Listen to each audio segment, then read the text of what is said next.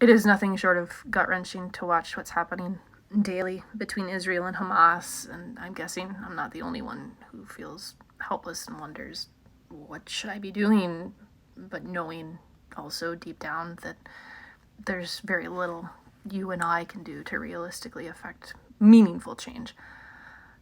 And I have no words of comfort about this reality today, but as often happens when I don't have ideas or answers, I do have a story.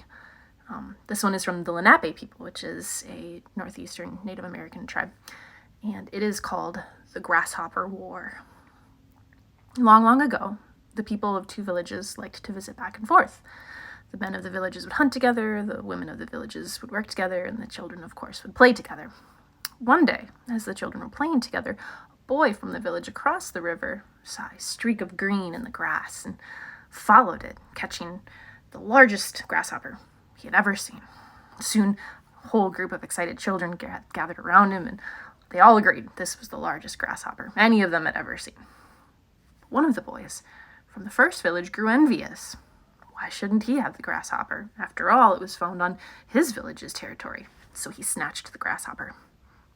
This set off a chain reaction of a fight, and a free-for-all began between the children of these two villages.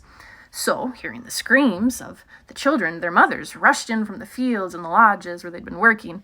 Seeing their children attacking one another, they began defending their children. Soon, they too were pummeling each other, pulling hair. And when the men returned from the day's hunt, they found their women and children huddled around, injured and bleeding from this fight. None of them could recall why the fight had taken place. They could only report that they had been attacked by members of the other village. So anger then grew between the men, and the village chiefs swore vengeance. It was many seasons later that the truth was discovered. What had begun as child's play grew into a huge argument and fighting, and unnecessary years of discontent between these two formerly friendly villages erupted. Friendships were lost, much unfounded anger was exchanged, and this fight became remembered in their tribal histories as the Grasshopper War. So, while it is true that there isn't much you and I can do for a village an ocean away, we can be mindful in our own village of our anger, justified or unjustified. And when we feel ourselves heating up, choosing first to get quiet and ask a few questions before engaging in heated debates about grasshoppers.